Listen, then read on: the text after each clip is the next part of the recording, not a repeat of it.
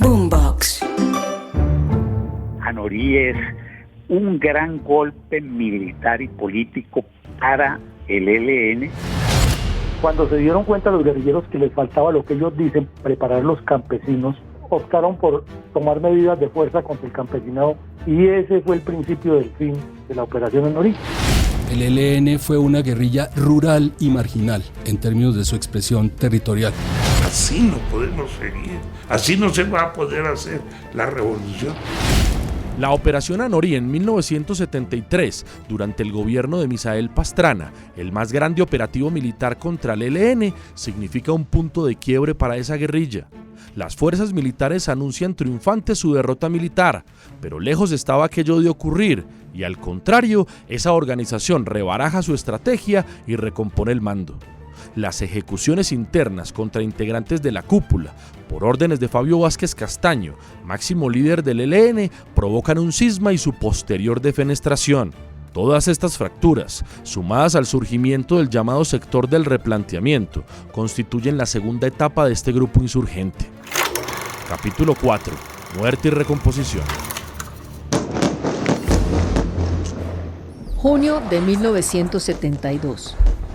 Un comando del ejército irrumpe en la base de operaciones del comandante supremo del ELN, Fabio Vázquez Castaño, en la vereda Los Canelos, en el sur de Bolívar. Vázquez logra escapar, pero el ejército captura a 18 guerrilleros y recupera su morral con documentos que contienen información sensible sobre la organización y sus entronques clandestinos. Un golpe certero al ELN, asegura Alejo Vargas, catedrático de la Universidad Nacional y experto en temas de seguridad, defensa y paz. Las tropas oficiales cogen toda la correspondencia de Fabio Vázquez, con lo cual se produce la captura de la mayoría de las redes urbanas en ese momento que apoyaban al ELN. Entonces ahí va a haber un primer golpe muy importante desde el punto de vista político para el ELN. Las autoridades detienen a cerca de 200 milicianos y simpatizantes en ciudades como Aguachica, Barrancabermeja, Bucaramanga, Socorro y San Vicente de Chucurí, Medellín y Bogotá. El país vive bajo estado de sitio y corresponde a la justicia militar juzgar a los detenidos por delitos políticos. Los procesados se quejan por violaciones al debido proceso y tortura. Los ecos de estos operativos militares son reseñados por los medios de comunicación. Mientras tanto, dos columnas con cerca de 120 guerrilleros, al mando de Manuel y Antonio Vázquez Castaño, hermanos de Fabio Vázquez Castaño, establecen su centro de operaciones en los municipios de Amalfi, Remedio, Segovia y Zaragoza, en el nordeste antioqueño. Su idea es dar un salto significativo en el desarrollo de la guerra y extender los brazos de la organización en una zona tupida y extensa que termina por conectar Santander, el sur de Bolívar y el Bajo Cauca antioqueño. En esa cruzada por controlar ese corredor vital para sus propósitos, el municipio minero de Anorí resulta estratégico en la expansión que quiere el ELN, que cuenta entonces con 250 hombres distribuidos en 5 columnas móviles. Allí, milicianos censan a la población, reclutan campesinos para su causa y establecen redes de abastecimiento.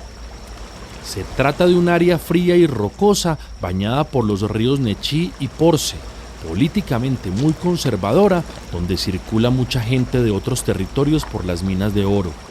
Una variable peligrosa para mantener la clandestinidad total. Las condiciones geográficas de la región son difíciles, según describe el coronel en retiro Luis Alberto Villamarín Pulido, experto en defensa estratégica y geopolítica. Anorí es técnicamente una isla, está rodeado por los 4 puntos cardinales por distintos cursos grandes de agua que, con la llovedera constante que hay en la cordillera, mantienen casi siempre crecidos o se crecen de súbito y es casi imposible cruzarlos si no es por un cable o un puente de circunstancia, porque a nado es imposible. Es una región con muchos cursos de agua y con una tradición campesina de cultivos y de asentamientos, lo que ellos llaman fundar, La mayoría de la población era campesina, casi analfabeta, y en ese entorno el ELN pensó que en medio de esa pobreza podía sobrevivir y extenderse más hacia el occidente con salida al Pacífico, que era el plan a largo plazo. Mientras el grupo de Fabio Vázquez se asienta entre Nechí y el Bagre, en ese ajedrez de recomposición territorial del ELN, el grupo de sus hermanos Manuel y Antonio emprende acciones armadas para avanzar en la toma de Anorí. La más audaz, las incursiones simultáneas en Remedios, Santa Isabel y Otú, la primera operación en la que participa el cura español Manuel Pérez. Fue un golpe duro para el ejército porque emboscaron al batallón Girardot y le mataron 10 soldados, le robaron las armas y eran fusiles G3 nuevecíticos que los han traído de Alemania y pues eso fortaleció mucho al ELN. Esa emboscada la dirigió Gavino. Por información de inteligencia, en agosto de 1973, las tropas de la Quinta Brigada del Ejército establecen que el objetivo de los helenos es tomarse la población de Anorí. En sus memorias sobre ese episodio, publicadas en el libro ELN, una historia contada a dos voces, el propio Gavino admite equivocaciones e imprudencias en el entrenamiento de sus hombres en una vereda de Amalfi en la que preparan la incursión a Anorí. Un policía que está visitando a su novia se da cuenta de los tiros de práctica y eso les permite a las autoridades ubicar los pasos de la guerrilla. Para evitar algún combate, el ELN se divide en dos grupos, avanza remontando el río Porce y se reagrupa en zona rural de Anorí. Antonio y Manuel creen que logran escapar del cerco militar, pero desde semanas atrás, un operativo milimétricamente diseñado que por primera vez combina fuerzas del ejército, la fuerza aérea y la armada, estrecha el asedio.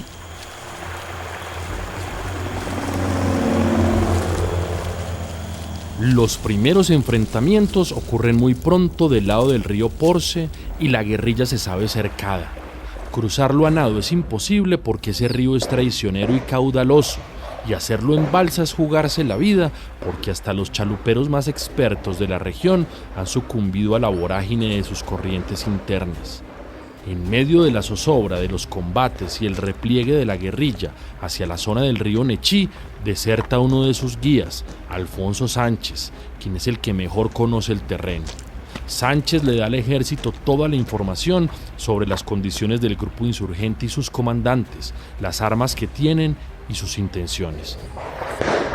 Los militares barren el área por sectores e infiltran uniformados para hacerlos pasar por campesinos, mientras patrullas en tierra y aire desarrollan una operación rastrillo. La arremetida se prolonga durante 2 meses hasta mediados de octubre.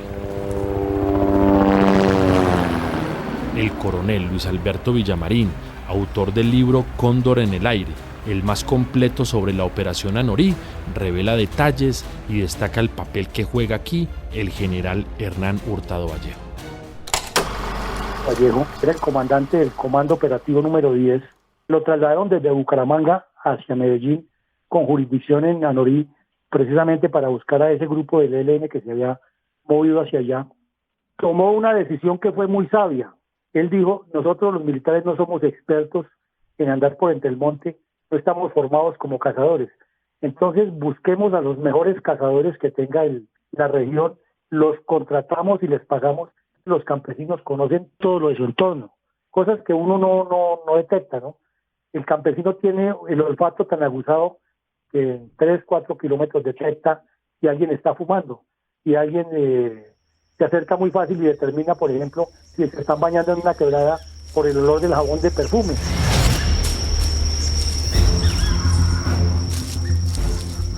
El relato del oficial en retiro sobre la trasescena de ese cerco táctico militar es ilustrativo. Según él, el general Hurtado Vallejo les da la siguiente orden a sus hombres.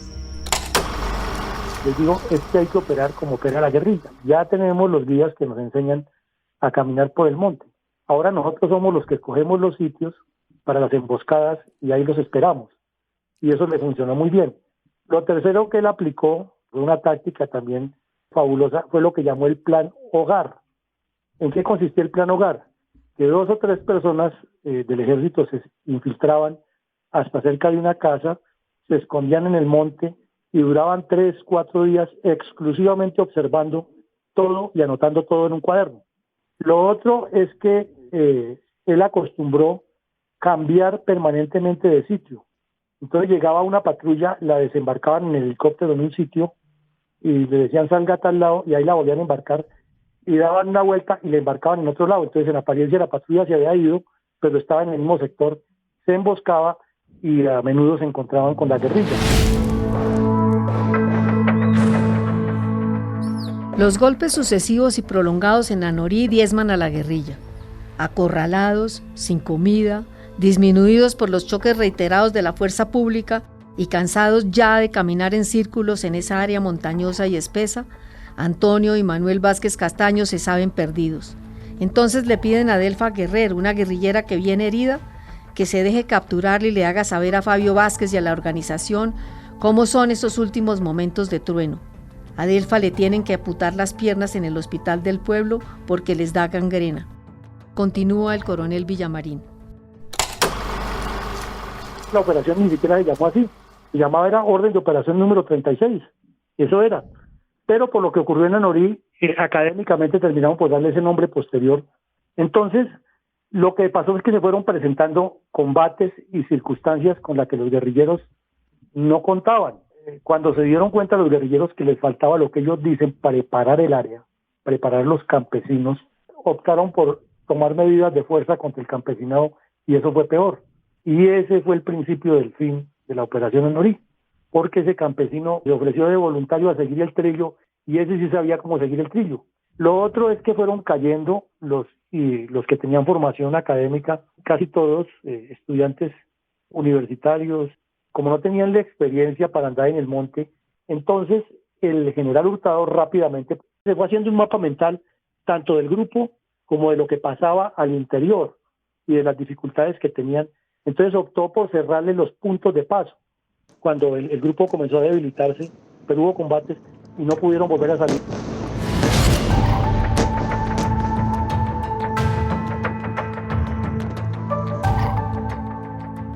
...18 de octubre de 1973...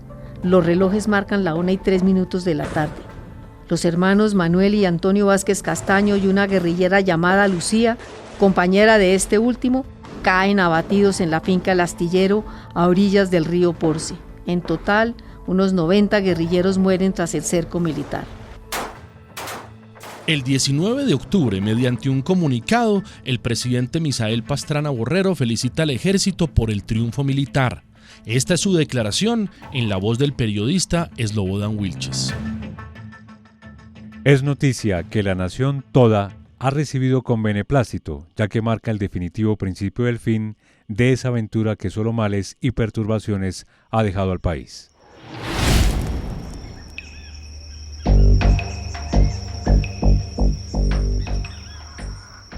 La muerte de los hermanos Vázquez Castaño provoca un remesón al interior del ELN. Manuel, en particular, había recogido las banderas del discurso político del cura Camilo Torres, muerto en febrero de 1966. Las numerosas deserciones, capturas y bajas frenan la expansión territorial planteada y a comienzos de 1974, Fabio Vázquez Castaño ordena reagrupar a los sobrevivientes de Anorí, los milicianos urbanos y la tropa que lo custodia a él en las orillas de la quebrada Anacoreto en Remedios, Antioquia. Carlos Arturo Velandia, exguerrillero, testigo de los hechos y desde hace muchos años defensor de la solución negociada del conflicto, resume lo que pasa en la asamblea.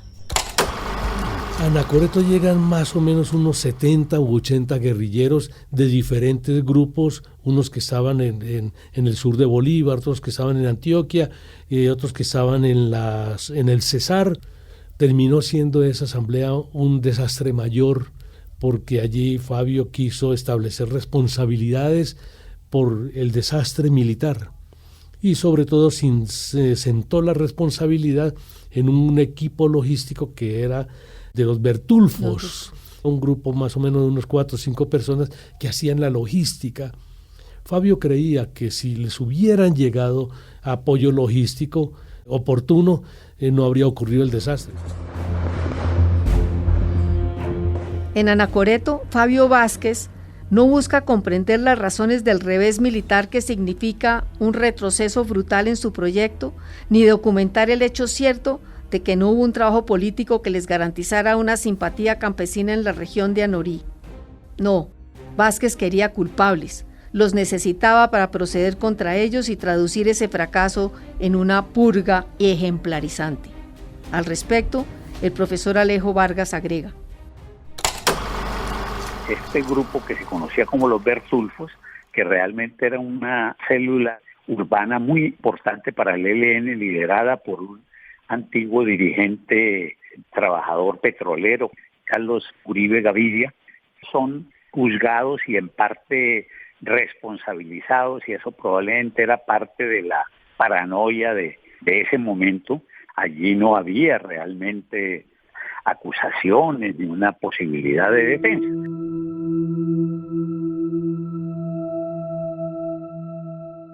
Es la última ejecución colectiva del ELN. 5 años atrás, en 1968, Fabio Vázquez había decretado las muertes de 3 cuadros políticos esenciales en la génesis de esa guerrilla: Víctor Medina Morón, su segundo a bordo, Heliodoro Ochoa y Julio César Cortés. Todos fueron fusilados en medio de una crisis interna por acusaciones de Vázquez de un posible complot contra él y sus hermanos. Según Gavino, testigo de excepción de esos hechos, Fabio Vázquez le envía una carta a sus contactos en Cuba en la que señala a la CIA como responsable de una infiltración en la organización. Los 3 guerrilleros niegan cualquier conspiración durante el Consejo de Guerra, que dura 3 semanas, pero su suerte ya estaba echada. Heliodoro Ochoa pide que no le venden los ojos y el pelotón de fusilamiento cumple la orden el 22 de marzo de 1968. Jaime Arenas, que oficia como fiscal en ese juicio revolucionario, deserta del ELN en febrero de 1969 y es asesinado en marzo de 1971. Con semejantes antecedentes, no es difícil anticipar lo que ocurriría tras la asamblea de Anacoreto en el 74. Fabio Vázquez insiste en una nueva purga y sentencia a los Bertulfos, como se hacían llamar Carlos Uribe Gaviria, Armando Montaña y Orlando Romero. Los acusa por malversación de fondos e incumplimiento de la disciplina subversiva, y así Vázquez Castaño logra un doble propósito: evitar a rajatabla cualquier autocrítica por el desastre de Anorí y descargar responsabilidades en gente distinta de su propia familia. Pero aquella decisión resquebraja para siempre su liderazgo interno, que ya venía menguado, pues es el epílogo de otra cadena de episodios que le cuestan mucho a la organización, como las muertes en combate de otros 3 guerrilleros históricos: Luis José Solano Sepúlveda, Luis Carlos Hernández y el sacerdote español Domingo Laín. Fabio Vázquez se va quedando cada vez más solo. Esa fue la última ejecución colectiva producto de una asamblea en la que terminaron, ¿sí? Todos levantando la mano o más bien el pulgar hacia abajo, diciendo que había que ejecutarlos. Y fueron ejecutados producto de una actitud paranoide por parte de Fabio, que en cierta forma contagió al colectivo, y el colectivo, para no correr la misma suerte, terminó aprobando lo que decía Fabio. Gavino, pupilo de Fabio Vázquez, participa en los juicios sumarios. Alonso Ojeda Watt, entonces miembro del ELN y hoy defensor de derechos humanos, recuerda esa etapa de horror. Fabio también estaba muy articulado la concepción del Che y de Reyes de Bré. En un escrito, el Che dice que para él vale más un campesino que 10 intelectuales. Y el tratamiento que se le da a esa línea que trata de cuestionar y poner adelante lo que debe ser el análisis político, el análisis de las condiciones concretas, pues termina muy mal, termina ajusticiada. El ELN, pues, vive su momento más crítico. La desconfianza campea entre sus hombres por cuenta de las ejecuciones. Los cuadros más importantes han desaparecido. La mitad de la guerrillerada ha caído en combate. Las milicias urbanas están prácticamente desvertebradas o identificadas por la inteligencia militar. Y Fabio Vázquez Castaño, el caudillo, debe apartarse del mando y salir rumbo a Cuba para tratarse una úlcera que lo atormenta desde hace años. Las riendas quedan provisionalmente en manos de Nicolás Rodríguez Bautista, alias Gavino, quien implanta una dirección más plural y consensuada.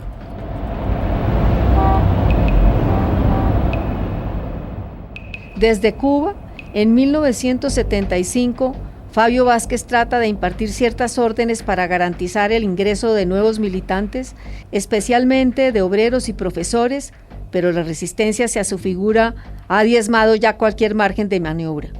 Ese año, sin embargo, según archivos judiciales en poder de este podcast, la red urbana de la guerrilla en Bogotá asesina en septiembre al inspector general de las fuerzas militares, general Ramón Arturo Rincón Quiñones, quien ha sido el comandante de la Quinta Brigada durante la Operación Anorí.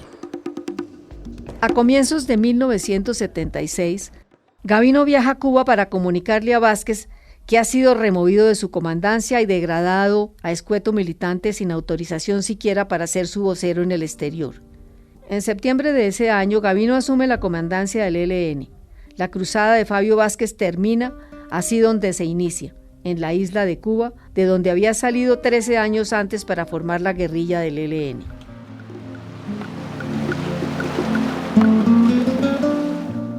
Muchos años después, retirado y enfermo en La Habana, Vázquez se defiende del pasado que lo perseguiría siempre durante unas conversaciones con Camila Lara, hija del guerrillero Ricardo Lara Parada, también fundador del ELN y también asesinado por esa organización en 1985 por abandonar las filas armadas luego de la derrota de Anorí. Con autorización de Camila, el periodista Joseph Casañas publica en 2022 ese diálogo entre ella y Vázquez en el podcast Impertinente del diario El Espectador que aquí reproducimos. La historia me hará justicia y nos hará justicia, porque a los hombres hay que juzgarlos en el contexto en que vivieron, en esas circunstancias, y midiendo, pesando lo malo y lo bueno. Más allá de estas justificaciones, la derrota del ELN en Anorí cierra el periodo de dirección autoritaria de esa organización ilegal, señala el politólogo y profesor de la Universidad del Norte, Luis Fernando Trejos. El ELN tuvo en su primer momento un periodo de dirección autoritaria que se concentraba casi que en un solo mando y era Fabio Vázquez. Vázquez lideraba, controlaba, coordinaba y organizaba el ELN según su voluntad. Tan es así, y por eso se habla de esa primera fase autoritaria, tristemente recordado ese periodo como el periodo en el cual cualquier diferencia político-ideológica que se presentaba dentro del ELN se tramitaba por medio de los fusilamientos. Esa primera fase autoritaria tiene un quiebre que es la Operación Anorí, ¿no? Fue un momento de inflexión en el ELN porque corta todo un proceso de expansión territorial. Eso produce una crisis profunda, no solo porque se quedan sin hombres, ¿no? Pierden territorio, sino porque para salir de la crisis expulsan a Fabio Vázquez de la organización, empiezan un proceso como de reconfiguración. La recomposición se lleva a cabo bajo otro modelo, señala el profesor Alejo Vargas.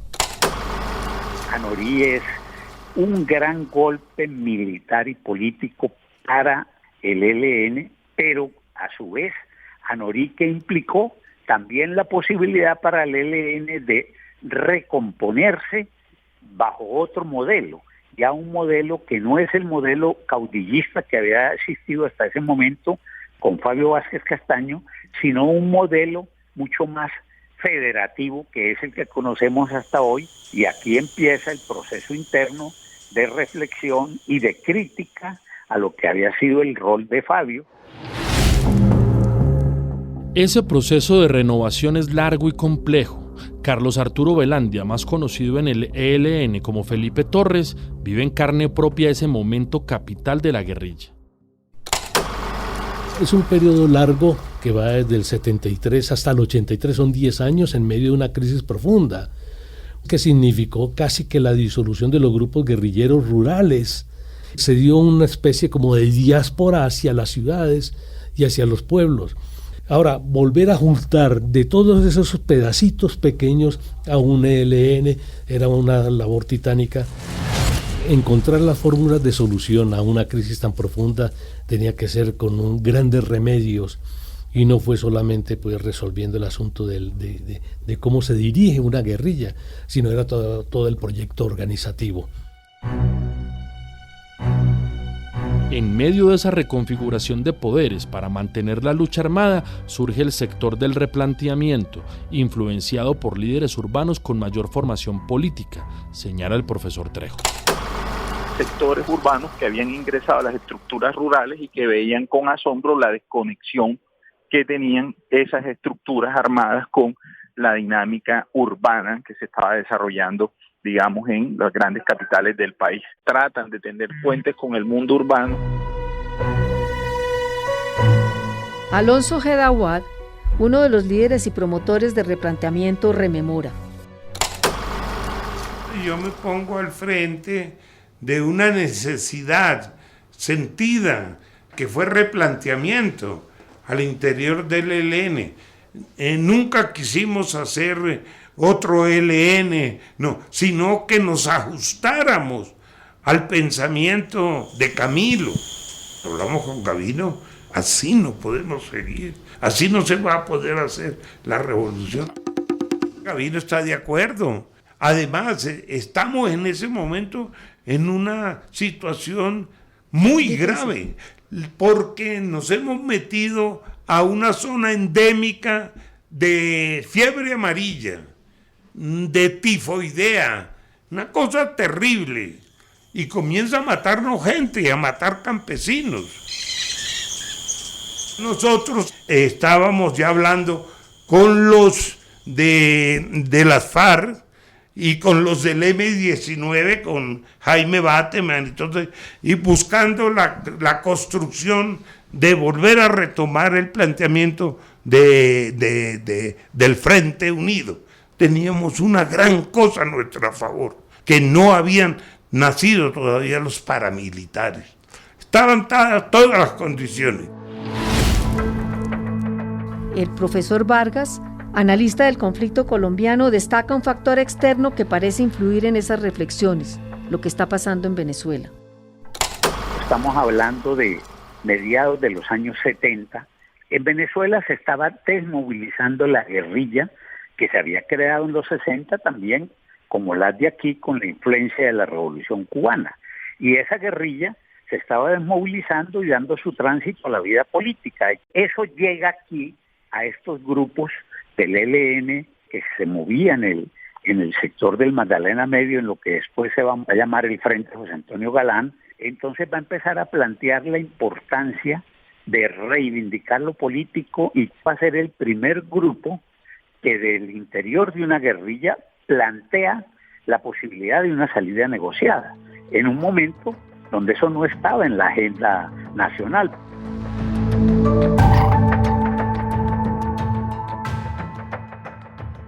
El exguerrillero Ojeda Awad continúa su relato sobre las dificultades y conflictos internos en esa coyuntura crítica. Teníamos en visión hacer una gran reunión para poder definir nuestro futuro, porque política e ideológicamente estábamos confundidos. Ya nos dábamos cuenta que la lucha armada ya no daba. Entonces busquemos una salida, y ahí habíamos invitado a los comandantes históricos del M-19.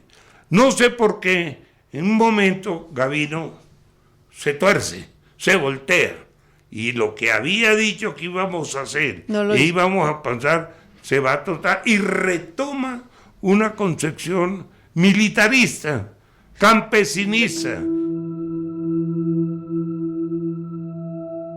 A finales de 1976 se produce entonces una desbandada del sector que pedía el replanteamiento, guerrilleros y estudiantes que no ven mayor futuro en la insurgencia. Para principios de 1977, el ELN estaba conformado apenas por unos 30 hombres, según rememora Gavino, quien por poco es capturado durante una redada del ejército en Bogotá en la madrugada del 27 de febrero de ese año. 5 residencias son ubicadas y allanadas por militares. Pudo ser la estocada final al ELN, pero de nuevo la organización logra reacomodarse y se impone la visión militarista. Al respecto dice lo siguiente el analista Alejo Vargas. Desafortunadamente, la mayoría de los líderes de replanteamiento pues van a tomar sus caminos más de reincorporación personal y demás, y van a ir distanciándose de lo que es el ELN. El replanteamiento, punto de quiebre en el proceso de recomposición del ELN, cierra la etapa fundacional, asegura Camilo Echandía, economista, investigador y profesor de la Universidad Externado de Colombia. En ese primer periodo, el ELN fue una guerrilla rural y marginal, en términos de su expresión territorial. Una guerrilla que no pasó de tener presencia en el Magdalena medio santanderiano, donde nació, en el sur de Bolívar y en el Bajo Cauca antioqueño. Zonas de colonización interna, muy lejos de los centros políticos y administrativos en el centro del país y muy lejos también de las actividades más dinámicas de la economía nacional. El ELN trató, digamos, de pasar de los grupos pequeños de guerrillas a las columnas guerrilleras con el propósito de cambiar su territorialidad, pero ese propósito finalmente no se logró consolidar en esa primera etapa. Adicionalmente, la característica de la organización se expresó en el asesinato de muchos de sus cuadros políticos a partir de una línea totalmente caudillista y militarista extrema que, digamos, como dice Marco Palacio, estaba intoxicada con sus propios humores, obviamente desconectada de las masas populares del campesinado, y esa situación llevó, digamos, a cometer esa serie de asesinatos que son imborrables en la historia del Ejército de Liberación Nacional. La peor crisis del ELN en 1977 coincide con el último año del gobierno del presidente liberal Alfonso López Miquelsen, hijo del también presidente Alfonso López Pumarejo. López Miquelsen ha llegado al poder 3 años atrás, tras la disolución del Frente Nacional, prometiendo cambios sociales y asegurando lo siguiente. No vamos a vivir de turnos pactados, de alternaciones, ni de paridades arregladas, sino que tendremos que luchar hombro a hombro por asegurarnos y garantizarnos nuestros derechos y asegurarnos y garantizárselos a los demás. Su administración, sin embargo, no logra cerrar las brechas sociales anunciadas mientras se empieza a hablar de capitales subterráneos y de clases emergentes en un país cada vez más urbano. Es la época de la llamada bonanza marimbera, que para el gobierno de López es un asunto marginal. El problema es de Estados Unidos, que no controla el consumo interno de las drogas, no de Colombia. En medio del río revuelto de las demás guerrillas desdoblando sus frentes, el movimiento social y sindical crece como espuma y se multiplican las huelgas. El pico de las protestas se presenta el 14 de septiembre de 1977. Impulsado por las centrales obreras y con el apoyo masivo de sindicatos, juntas de acción comunal, comités cívicos, estudiantes, artistas, intelectuales, organizaciones campesinas y ciudadanos del común, el primer paro cívico nacional de la historia de Colombia es una realidad. El gobierno decreta el toque de queda.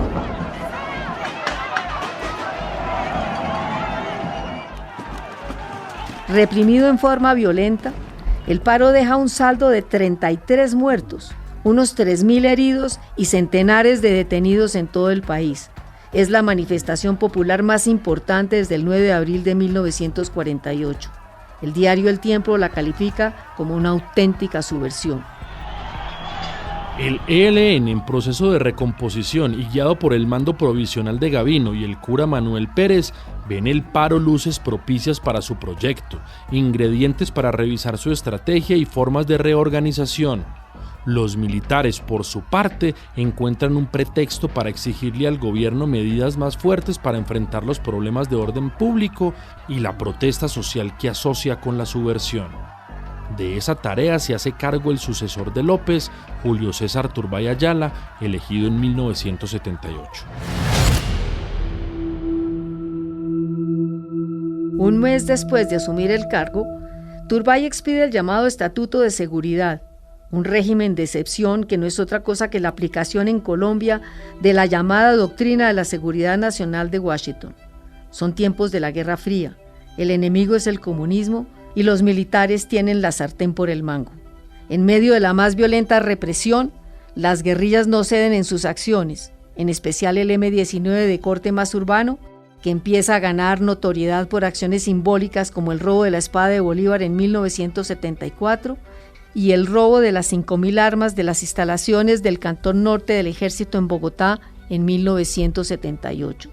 2 años después, el 27 de febrero de 1980, un comando del M-19 se toma la Embajada de República Dominicana con 15 diplomáticos adentro, incluido el embajador de los Estados Unidos. El embajador de la República Dominicana en Bogotá celebraba con el cuerpo diplomático su Día Nacional. Y de repente, 16 comensales del M-19 que nadie había invitado entraron violentos. Los 14 embajadores, entre ellos el norteamericano, los encargados de negocios, nunca se imaginaron. El aperitivo duraría 12 horas. La toma dura más de 2 meses y se resuelve de forma pacífica después de 52 días de negociaciones, el pago de un rescate de $1 millón y la salida para Cuba de secuestradores y secuestrados, quienes son dejados en libertad apenas llegan a la isla. Casi un año después, en marzo de 1981, en un intento por darle un giro a la política de mano dura, el presidente Turbay promulga una ley de amnistía y crea la primera comisión de paz presidida por el expresidente Carlos Lleras Restrepo. Las guerrillas rechazan la propuesta y también vuelven a decirle que no a la administración Turbay en las postrimerías de su mandato, cuando éste deroga el Estatuto de Seguridad y ordena un cese de operaciones militares durante un mes, con la esperanza de iniciar algún tipo de negociación.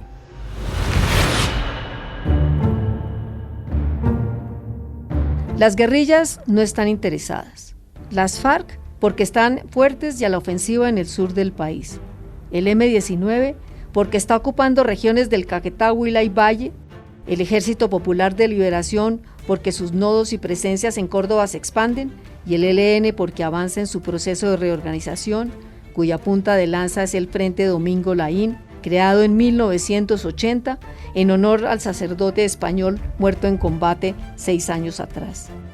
La nueva unidad militar opera en la región del Sarare, en Arauca, una región de colonización campesina en la frontera con Venezuela, rica en petróleo, la jugosa fuente de recursos que le permitirá resucitar de las cenizas a esa guerrilla. El secuestro surge como el mecanismo de presionar a las empresas, a las familias. La extorsión al sector petrolero le permite a el ELN financiar las decisiones estratégicas de 1983. La verdad es que la guerrilla estaba muy fragmentada y atomizada, no tenía una unidad que le posibilitara entrar a esa negociación y además llegaba muy derrotado. En medio de la más feroz embestida del narcoterrorismo contra el Estado, en esa horripilante década de los 80, el ELN desdobla sus frentes y se fortalece mediante el secuestro y la extorsión a las compañías petroleras. Todo esto en el episodio 5 de esta serie documental.